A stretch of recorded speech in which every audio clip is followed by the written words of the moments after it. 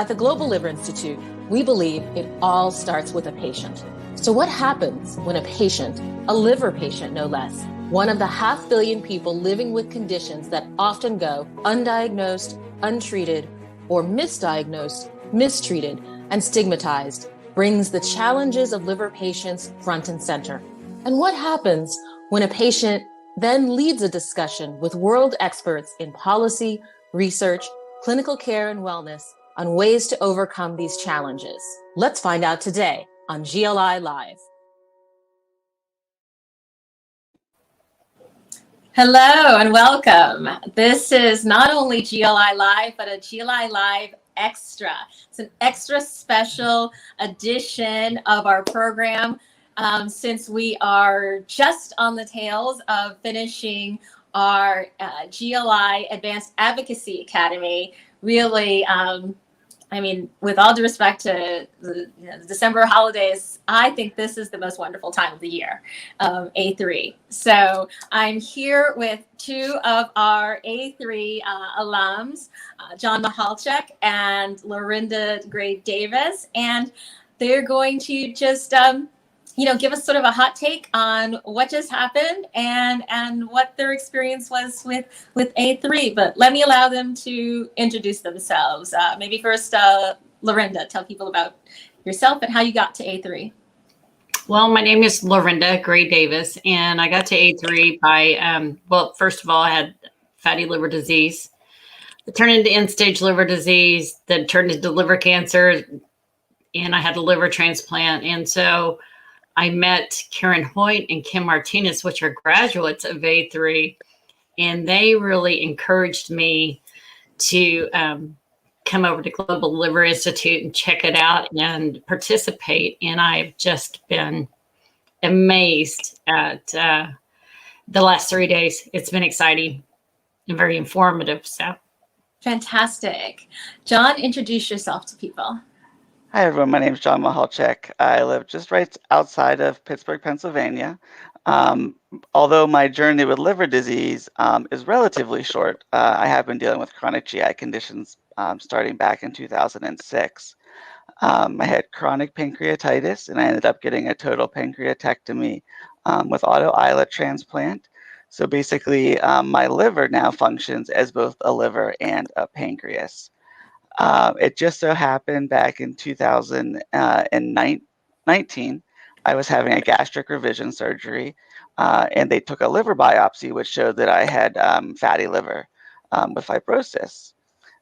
This was in December, and then within maybe a week or two of finding out about that, I was down in Washington, D.C. for the Digestive Disease National Coalition, and was sitting around a table with Betsy Viliotti and Tony, who happened to live a stone's throw from my house here, and got all my liver questions answered. I had just been diagnosed with for about 2 weeks, and they told me about all of the amazing things that were happening over at GLI, and strongly encouraged me to come to A3 because they had attended in the past. So I did that last year, and then this is now my second year of attending.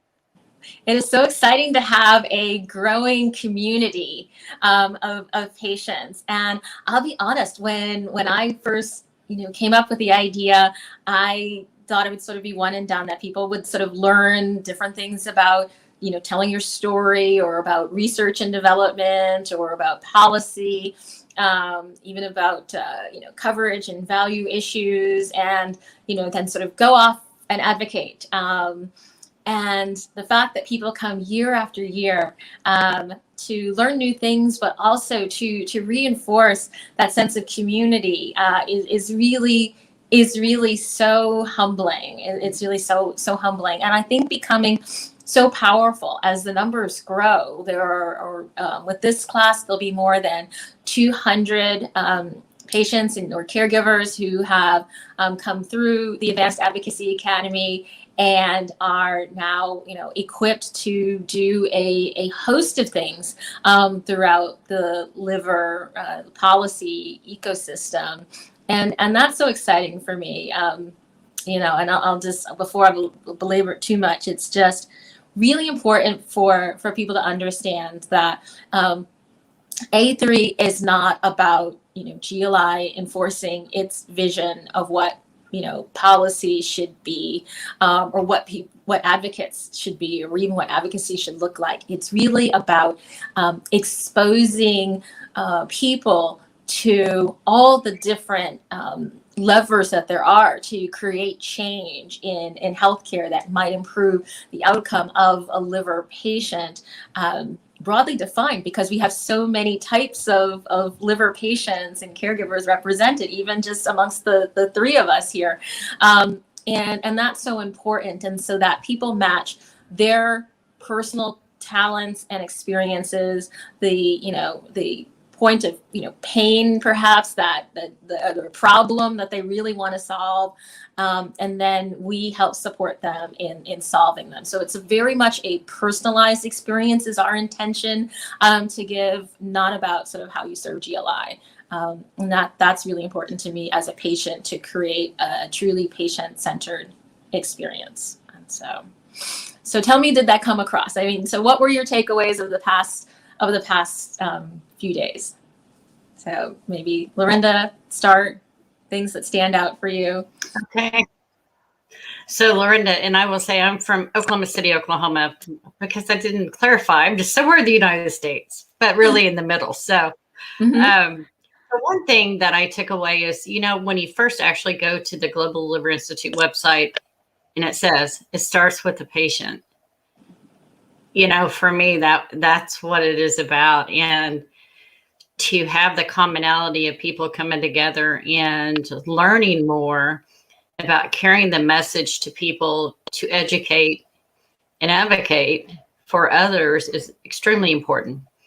And the education really shines through, and the platform was absolutely outstanding, because I really enjoyed the sessions and this, you had the stage and you were able to go on to the self-educated courses, go into there, and then you were able to go in and meet and talk with people. And it was just really exciting. I mean, I know it's virtual, but it was wonderful. And so I really enjoyed it. Okay. We were trying so much to try to give some of the heart and the feeling of the in-person A3 that we haven't been able to give for 2 years, where, in person, we're able to literally wrap ourselves around, every advocate, and they can feel, our love and support. And so, we try to do that through various ways in the platform, and it's so glad that we're succeeding, but we're definitely want any feedback to help us, do even better next year. John, what were some of your takeaways, having sort of seen it grow now a little bit in its virtual form? Yeah, I mean, I definitely think this was the best yet. Granted, I only have one other to compare it to, but if it's okay, I'll steal a comment you made just a little bit ago in the graduation ceremony, saying, A3 is not the end of something, it's the beginning.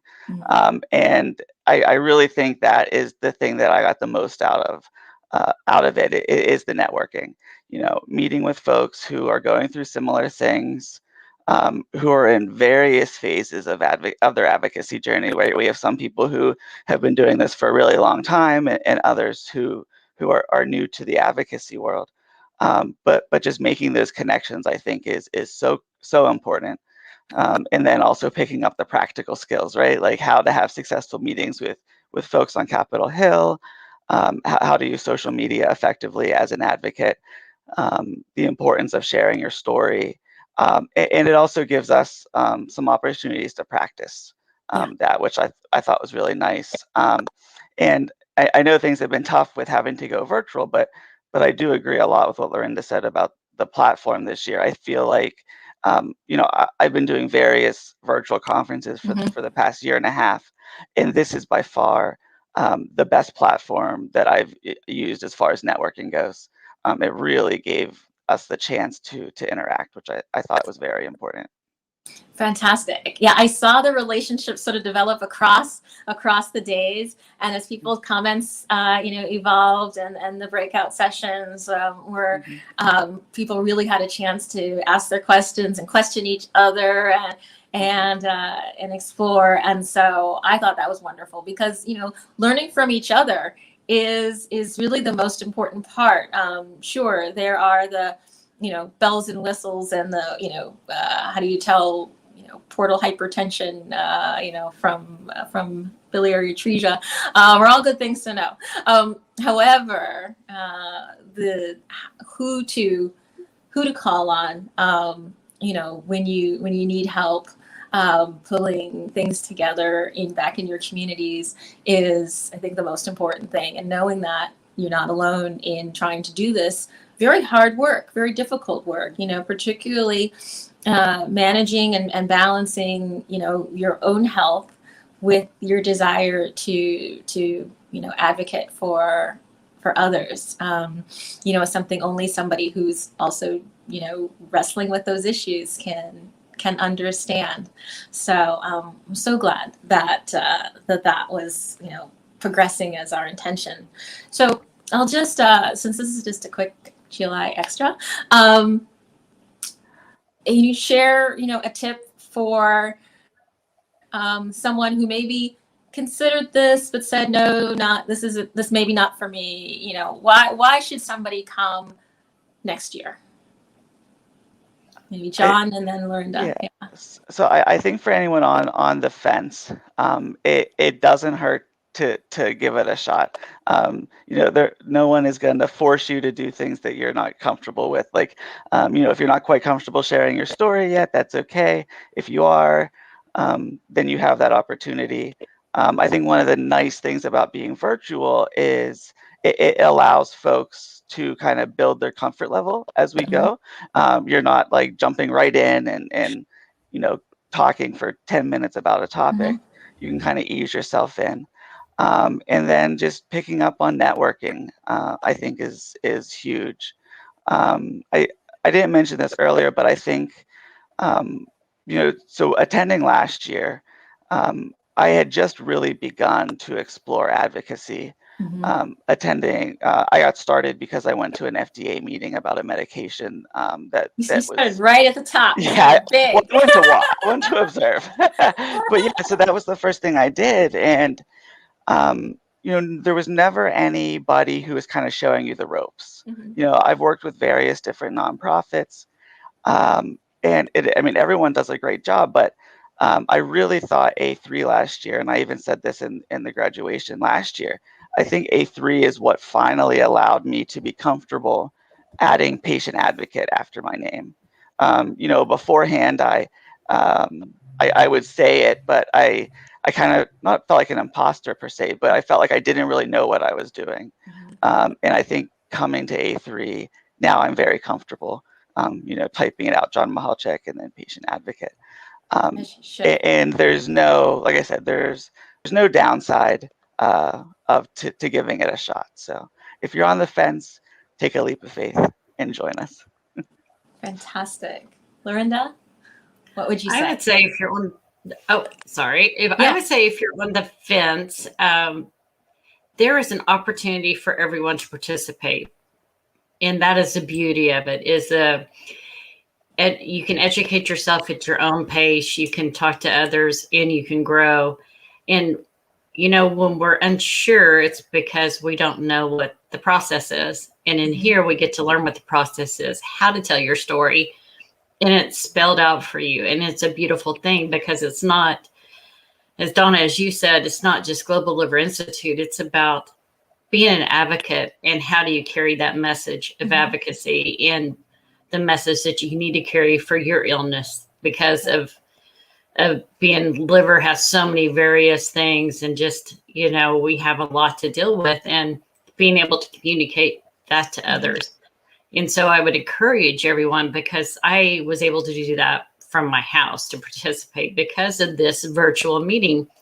And so I don't know, next year, maybe a hybrid meeting. Yeah, I think there's something hybrid so people can participate. I know, as a patient, how hard it is sometimes to the traveling and the conference. And, even one of our now apocryphal stories at A3 is how Nicole Wells, who we first met as a A3 participant 2 weeks after her transplant.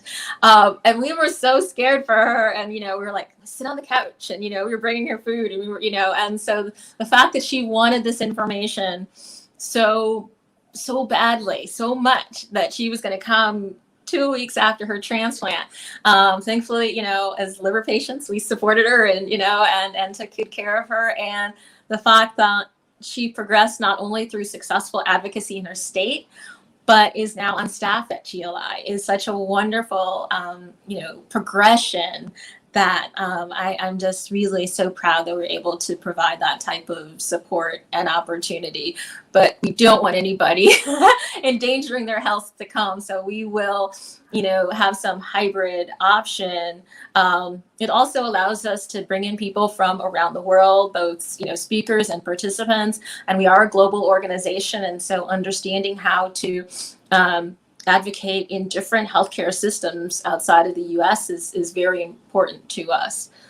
Sometimes advocating within the different states feels like different countries, but that's another story for another time.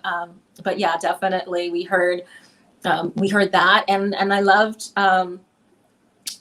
sessions where we could now better really ask for input and draw a much clearer line between the lived experiences that all of the participants have, and how that plays into development of our programming or our programs, or new things like our liver app and platform. And so, wanting you all to, we've sort of said that we do that, but showing you all and having you actively involved as part of this program rather than one-offs really allowed us to get a critical mass of insights. And, I've always asked across my career, how does a patient advocacy organization stay patient-centered?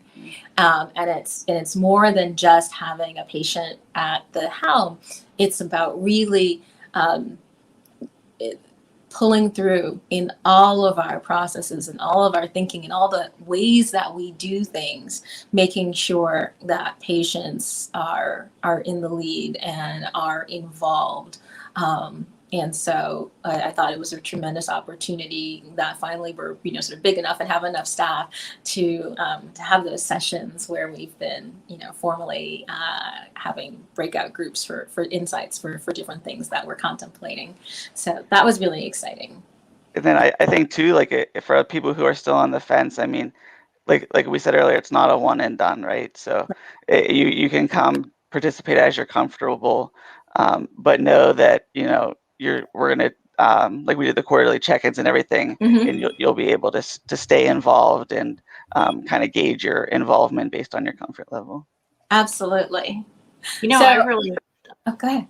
I was just going to say, I really love the takeaway, because I know a lot of us are in here and sometimes we're going through illnesses and in different stages. And so being able to have that takeaway and not just say, I have to remember all of this, but to have that information and have an index of a glossary of terms is so impressive. And just everything was just amazing. Thank you. Thank you so much. And I'm excited to continue this conversation, to continue this input into how we can do better with, for, and by patients. And as we build out the, A3, now A4 and A5, interactions and educational series throughout the year, I look forward to collaborating with you and everybody who's participated so far on that. You make us better, and we're the better for it. So thank you, and rest up. It's been an exciting couple of days. Take good care of yourself, and for everybody listening, until next time. Thank you. Bye. Thank you. Please be sure to like this video, subscribe, and share your thoughts and suggestions in the comments below. Join us weekly on Wednesdays at noon Eastern Time for more episodes of GLI Live. Check out our website, globalliver.org, and follow us on social media to learn more about the Global Liver Institute and stay up to date with the latest in liver health. Until next time, stay safe, stay well,